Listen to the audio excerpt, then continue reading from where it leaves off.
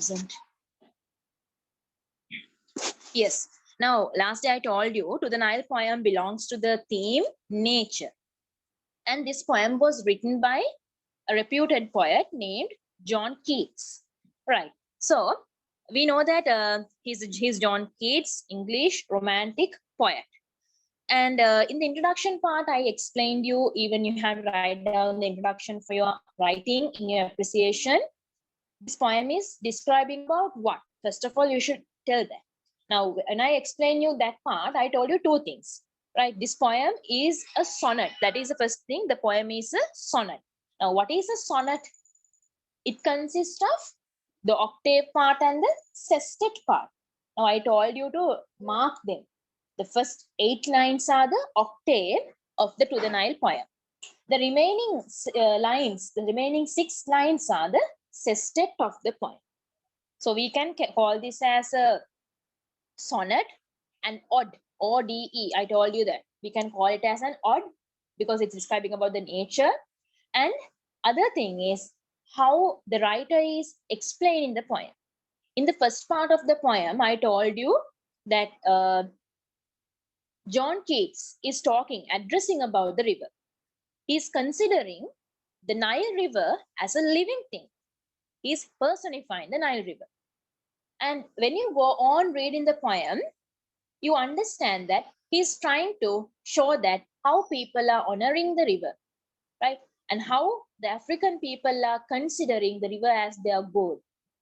So poem is written as a sonnet, and the octave part of the sonnet is dealing about the Nile River. How is it useful to the mankind and how they are respecting it. They're paying their tribute to the river. But when you come to the last 6 lines, the sestet part, Nile River is compared with the other rivers in the world, right? How the Nile River has the best ability to make the parched, deserted lands fertile, right? So this poem is also called as ode and sonnet. Remember these things. Sonnet means 14 lines. This is the introduction that you have to know. And we have already discussed the first few lines. I mean, the first 8 lines we have discussed, the octave part in the first session. I again revised a little about that. Suppose if you have missed anything in the first session, now you all can note it also, right? So the first line, son of the old moon mountains, African, chief of the pyramid and crocodile. The first 2 lines. First 2 lines are giving you the technique of personification. You have to know that. Poem is beginning with 2 metaphors as well. Son of the old moon mountain, chief of the pyramid. So you know that directly the poet is telling that this Nile River is son of the old moon mountains. That is one metaphor. Second metaphor used is chief of the pyramid and crocodile. Directly he is telling that Nile River is the chief of all the old pyramids and crocodiles as well.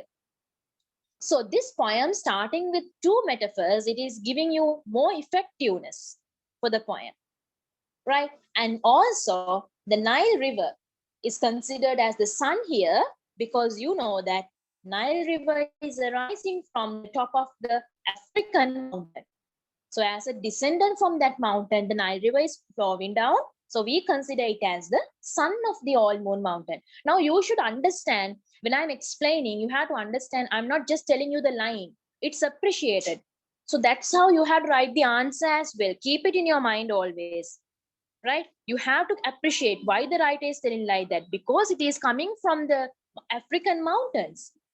Like that, you have to explain. You have to explain the technique used, metaphors and personification. So poet has been able to give you the visual imagery. See how many techniques are there? Metaphor, personification, visual imagery. So this river rising from the African mountain is metaphorically taken as the son of the mountains also, right? Now, when we come to the second line, you know that the world famous country for these pyramids especially is the Egypt.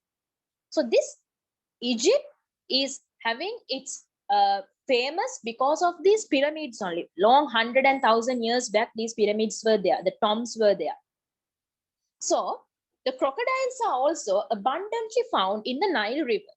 When if you have read the history of Nile and Egypt, definitely you are learning about those things. So this Nile River is even the chief of the old pyramids and all dangerous crocodiles as well. So that's there in the second metaphor of this line. Poet has considered the river Nile as the chief of pyramids and the crocodile. So by using these two metaphors, John Keats has visualized you the two different definitions to describe this Nile River hyperbolically. Another technique, first two lines, see how many techniques you have: personification, metaphor, hyperbole, visual imagery. Now all this time I was explaining you only two lines of the poem. So imagine how much you can write down for the appreciation. Can you understand? Right? And the next few lines, next have taken 3 lines here. We call thee fruitful, and that very while a desert fills our sayings in words span. Nurse of swart nations since the world began. Now, first of all, the poet is giving you the idea how the Nile River is flowing through the deserted areas and how it's coming to the land. So when we consider the history of this world, human civilization started in every places because of the water, especially the river banks. So Nile River is considered as one of them, especially for the African people. So using that water coming from this river, African people, they were able to make their dried land fertile, and they were able to build up their own life because of the farming opportunity that is given mainly because of this Nile River. So this is mentioned in the poem as, we call thee fruitful, and that very while a desert fills our sayings in word span. Now using these two lines, John Keats is emphasizing you the fact desert is made prosperous, the desert is made fertile, and it is nourished because of the water that is gained from the river Nile. That is why it's called as, we call thee fruitful. We call you fruitful, right? You have made our land fertile. Because of that, we are consoled, right? So poet is taking the river Nile as a fruitful one for these people who are suffering in these deserted areas, right? After that, nurse of swart nations since the world began. Now here, after telling the fruitfulness of the river, poet is focusing on the way how the river has served the people from early times, ancient times. He's telling that the black people, Swart nations means the black people who were living in the African continent, they had a very enormous service from this river, right? So that's why it's saying nurse of Swart nations since the world began. So this deserted area has given rain, water, and help for cultivation for the black people who lived in the deserted area, how they have been struggling for years and years. But this Nile River was a consolation for them since the world began. That means from early periods, Nile River is flowing through the deserted area, making the dry sand wet and giving these black people a new life. Is that clear now? These were the last few lines what we discussed, okay? And I think, yeah, I discussed these things also. Art thou so fruitful, or dost thou beguile such men to honor thee who won with toil? Rest for a space twixt Cairo and Deccan. Okay, now it's saying, art thou so fruitful? Don't you see how fruitful the Nile River is? So poet is emphasizing you, Nile River is fruitfully, usefully giving a wonderful service to the African people who are suffering from the thirst. That's why it says, art thou so fruitful, or dost thou beguile? Aren't they fruitful? Or aren't they attractive? Or dost thou beguile means, aren't they attractive? such men to honor thee who won with toil. What does it mean? I told you that day in the first session we discussed the hard-working people, the hard-working men under the scorching sun, how they were suffering. You gave water for them. You took their thirst out. So we are worshipping you with much tribute. So poet is again and again, he's emphasizing that Nile River is important and it is a very, very vital factor for the African deserted people. When they are burning in the dazzling sun, Nile River is giving them a consolation by providing them the necessary water, and they are not forgetting that gratefulness. They are paying their tribute. They are giving the due respect. That's why he says, you are serving our hard-toiled people. Who won with toil means, what does it mean? People who have worked hardly, right? With endless time they are working. They are really worn out. They are really exhausted and they're hardly working. And Nile River has given them the life. The Nile River has given them the prosperity and had made them happiness. So once again, poet is telling, people of Africa have not forgotten to pay the tribute as well. Rest for a space twixt Cairo and Deccan. That means Nile River is flowing between Cairo and Deccan. So people who are living in those areas also, they use the land by taking that Nile River, considering the Nile River as their god. They're paying the respect and the tribute which is necessary. So now we are going to start the sestet part of the poem.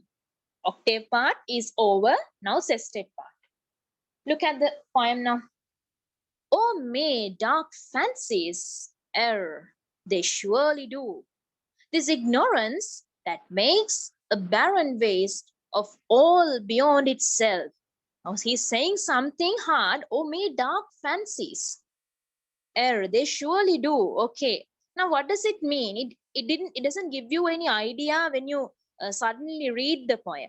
But it is saying that the sestet part of the sonnet, the just look at the first lines, first few lines. Oh, may dark fancies, this ignorance and of all beyond.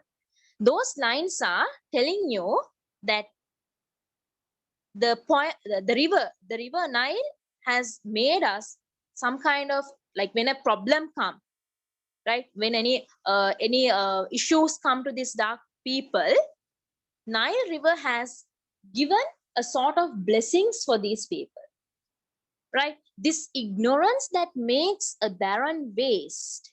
What is that? It is talking about the ignorance. What is ignorance now? Poet is mentioning about the ignorance of certain incident, ignorance of the people. Now this river Nile was worshipped, it was paid the tribute because of the ignorance of the people only. Ignorance means the knowledge they had, right? They are not kind of educated people. They don't know that they should not worship a river or stone. But these people did that because for them, the consolation was given by the river. It is, the Nile River is having the divine qualities. It is considered as a god mainly because of the faith and the honor of the people that they had in their hearts. Because of that only they paid the tribute. If not, we all, as normal human, we all consider Nile River also, yes, it is a common natural resource, just like the other rivers. But in this, John Keats is telling, this ignorance that makes a barren waste of all beyond itself, of all beyond the thinking of all the other people. People are paying the tribute for this Nile River, considering it as a god. So they don't mind whether it's a river or just a stone or whatever. They think that they have to pay the tribute. So in the sestet of the poem, understand it, John Keats has conveyed a certain different idea about the river.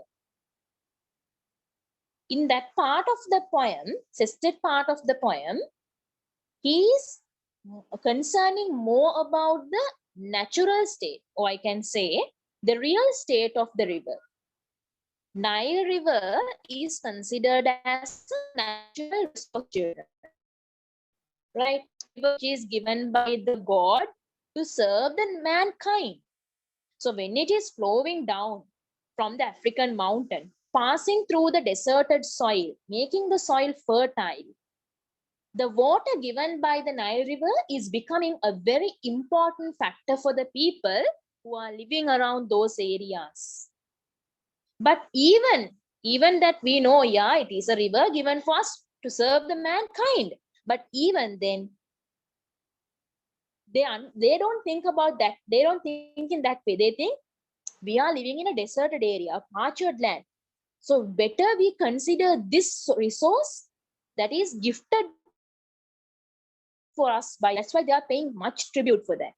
So because of this ignorance of the people, less knowledge of the people, they used to consider the Nile River as a god and they used to pay their tribute. Ignorance means the less knowledge that they have. They don't think beyond that. They don't think beyond that. So this nature of this man, this nature of these Swat nations, the black people, is not condemned. Poet doesn't laugh at their belief. Can you understand? Poet doesn't underestimate their belief. He's telling of all beyond itself. They start paying the tribute. That is explained in the sestet, the first 3 lines. And it says, though dost bedew green rushes like our rivers, and those stays. The pleasant sunrise, green isles, haste thou to, and to the sea as happily dost haste. Now see, there are many Old English words used here. Now, you know, in the octave part, I told you, though, those, art, the, those words were there. I told you the meanings. You, yours, right? Aunt, those are the meanings given from those words. Now here it says, this ignorance that makes a barren waste of all beyond itself, though dost bedew. So poet is emphasizing the service given by the river. The service given by the river, making it as a barren waste. Bedew. Bedew means what? It is a certain area wet with water. Right? That's what he said, bedew. Though dost bedew. Right? You have made our land wet, fertile. Right? And it says, green rushes like our rivers, and dost haste. Now, in this line, the phrase like our rivers, this line is contributing a more sense about giving you the idea that Nile River is something exceptional. What is that exceptional means? Nile River is something different, right? It is something giving you a special idea. This river is something not compared to other rivers in the world, like the other rivers or any other river. It makes that barren, right? It's giving the parched land some kind of a green look. Now, green look means when you go for a certain place, you know that if an area is kind of green color, beautiful trees and plants are there, you know that that area is having that prosperity. It is having good enough rain and all. But though this deserted area is not having much trees and stuff, still because of the presence of Nile River, because of the green rushes, some characteristics of a good look is given to this area. For example, I can tell it makes the sun rise, right? Green isles are there. Then finally it's flowing to the river with much haste. What does it mean? And to the sea as much happily dost haste. That means this Nile River is feeling a sort of happiness. I did my service for some necessary people. So with happily, it's flowing to the sea. With much haste means very happily, with enjoy, with much strength, the Nile River is flowing.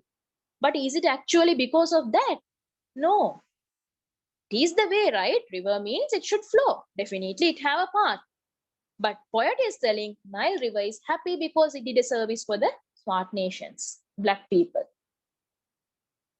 So I can tell in the whole sestet of the poem, John Keats, it's emphasizing you, River Nile is venerated, worshipped by the African people because of one fact, that is, their dry, deserted, parched lands are fertile with the presence of this Nile River.